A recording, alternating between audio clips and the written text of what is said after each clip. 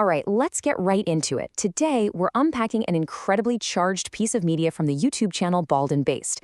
This video dives deep into the really intense debate surrounding the fatal stabbing of a young man named Austin McCaff by a teenager named Carmelo. Now, you probably already know this case has ignited an absolute firestorm online, and frankly, in the political sphere too. The channel brings in commentary from Representative Jasmine Crockett, who offers a defense based heavily on systemic fears, and commentator Greg Gutfeld, who pushes back fiercely against what he calls media hypocrisy. So, my goal for this explainer today is just to neutrally map out exactly what is being argued in this source material. We're going to break down the facts, the legal framework, and the intense cultural clash right at the center of it all.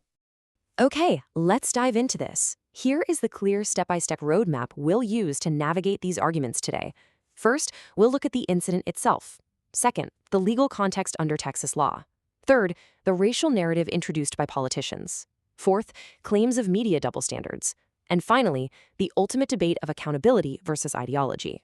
Section 1. The incident, a truly tragic confrontation.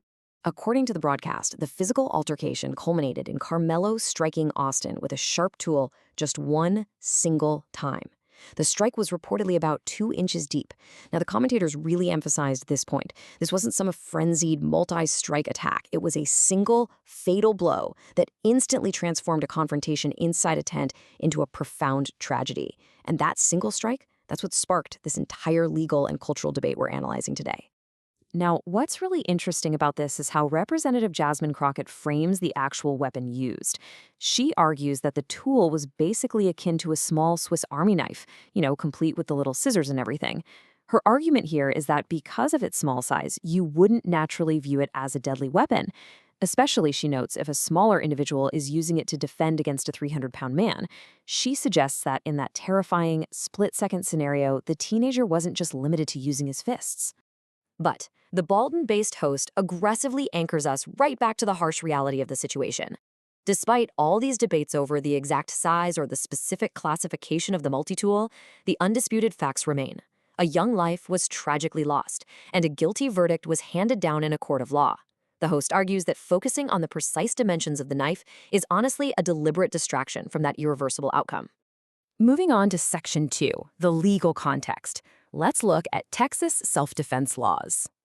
The broadcast points out that under Texas law, a self-defense claim generally hinges on 2 major legal metrics. Step 1. Did the individual provoke the incident? The hosts note that looking from the outside, we don't fully know how the jury weighed the provocation aspect. But Step 2 is where their analysis really zeroes in. Was the reaction commensurate to the perceived threat? The commentators argue that this second hurdle relies on an objective standard. And this is exactly where they believe the self-defense claim mathematically falls apart.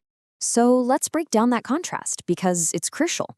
On one hand, you have subjective fear. This is what Representative Crockett's defense relies heavily on, the idea that the teenager was absolutely terrified of a much larger white opponent. He was big, I was scared. But on the other hand, the commentators explain that the law explicitly requires an objective standard.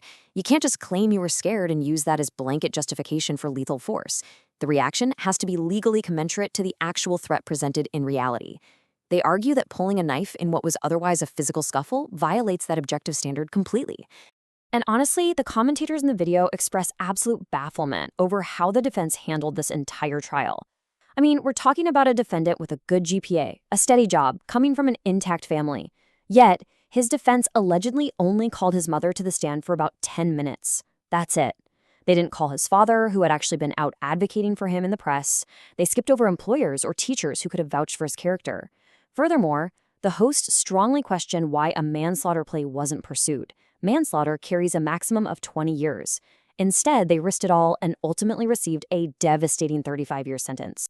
Which brings us to Section 3, the racial narrative. Historical context versus the courtroom.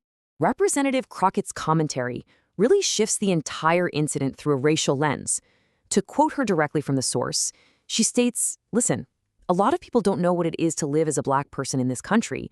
She's arguing that the teenager's actions were heavily influenced by the deeply ingrained systemic fears of a young black boy facing a large white man. She suggests that society ultimately showed him no mercy, or even basic humanity, when he expressed just how scared he was in that moment. So the broadcast essentially throws this fundamental question right back at the audience. Does historical context actually justify a violent reaction? The host and the commentators push back extremely hard against Crockett's framing here. Their position is that historical oppression cannot be used as some sort of legal or moral loophole to excuse taking a human life. And this brilliantly illustrates our next focus in Section 4, claims of double standards, specifically looking at media and political hypocrisy. Commentator Greg Gutfeld presents a stark hypothetical double standard based entirely on race. He looks at a scenario like the current one, black on white crime, and alleges that the media reaction is full of excuses, actively minimizing the size of the weapon, and basically giving certain commentators a hall pass for controversial takes. But, he argues, what if you completely reverse the races? White on black crime. According to Gutfeld's, the cultural reaction would be a quote-unquote apocalypse. We're talking riots, corporate virtue signaling, weeping politicians, nationwide marches, the whole 9 yards. He asserts the media applies a massive, glaring double standard depending on the racial makeup of the people involved. This all builds directly into Gutfeld's most complex theory, the concept of a totem. It's a heavy concept, but essentially he argues that modern political discourse has created this pervasive filter of historical oppression. Under this filter, a white victim is entirely stripped of their individuality. Instead, they become a totem, just a physical symbol of historical guilt, racism, and systemic evil. Gutfeld alleges that politicians like Crockett are actually validating a deeply dangerous mindset. A mindset where violence is justified not because of what an individual actually did, but simply because of the oppressive system they supposedly represent. Finally, we hit Section 5, accountability versus ideology. Let's look at the YouTube host's ultimate conclusion. The host of the video lays out his stance crystal clear. First off, he is absolutely outraged that political commentators are, in his view, painting the perpetrator as the true victim of this story.